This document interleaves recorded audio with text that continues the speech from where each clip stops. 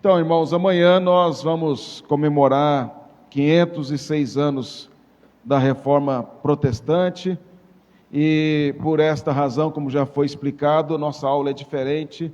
Nós vamos falar sobre a Reforma Protestante, entender um pouquinho da necessidade dela no nosso contexto. Quando nós olhamos para a Reforma Protestante, nós precisamos olhar um pouquinho para a época em que ela aconteceu. Nós precisamos entender que o mundo da época era um mundo que estava por séculos vivendo na escuridão, estava na obscuridade intelectual, moral e religiosa. Apesar que a religião dominava por séculos, o cristianismo era dominado por uma religião, isso não quer dizer que não havia uma obscuridade no entendimento. E a obscuridade do entendimento, da forma como eles agiam, era justamente porque não tinha a palavra de Deus. A palavra de Deus existia, obviamente, mas ela não era do povo. As pessoas, os membros da igreja, não tinham acesso à palavra de Deus, somente o clero, somente alguns nobres tinham acesso a ela, e isso fazia com que a fé fosse manipulada. Quando não tem palavra de Deus, a fé é manipulada pelos líderes. E exatamente isso que acontecia naquele tempo. No entanto, Deus, na sua graça e misericórdia, levantou Martim Lutero. Mas não pense apenas que foi Martim Lutero. Ele não é nenhum herói da história. Ele foi um homem pecador, salvo pela graça, que Deus usou poderosamente naquela situação, naquela ocasião. Mas outros, antes de Martim Lutero, se levantaram, como John Hus, Wycliffe e outros, que se arriscaram, deram suas vidas por causa da palavra de Deus.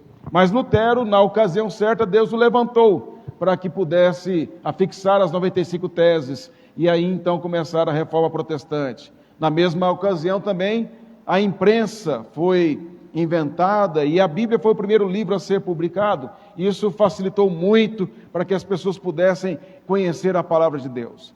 Outros foram levantados ao longo da Reforma, que foram tremendamente usados pelo Senhor. Então, não é Martim Lutero ou Calvino ou outro teólogo qualquer isolado. Isso é, Deus agiu de forma tremenda, usando vários e vários homens ao longo daquele século XVI para que a reforma pudesse acontecer. O fato é que, quando nós olhamos para a época que antecede a Reforma Protestante, o mundo havia virado as costas para Deus.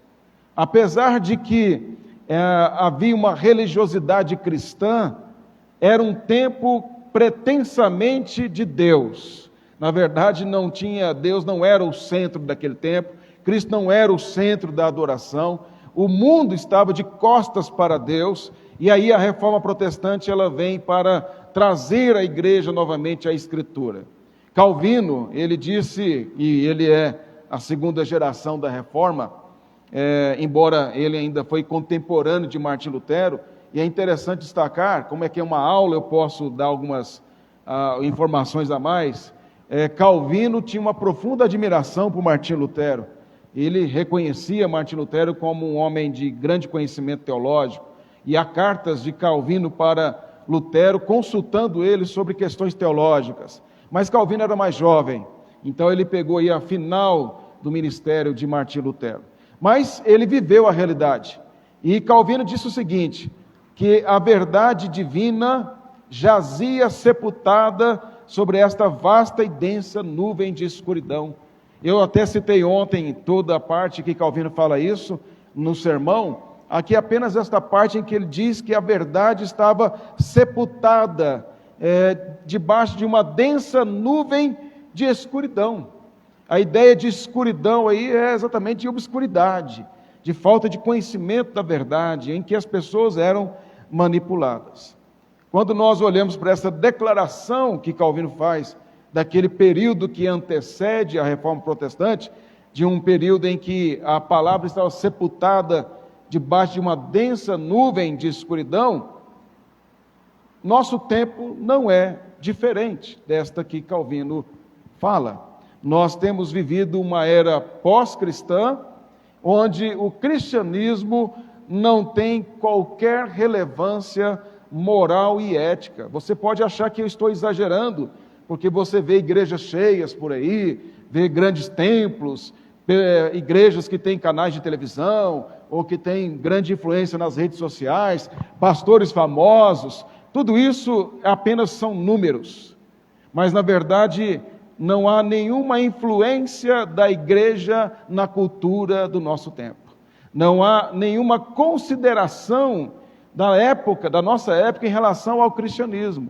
Ele não tem qualquer tipo de importância no dia a dia das pessoas. Eu digo as pessoas fora da igreja. Não há qualquer influência do cristianismo na arte, qualquer influência do cristianismo na universidade, ou qualquer influência do cristianismo na literatura, e assim por diante. É irrelevante na visão de hoje.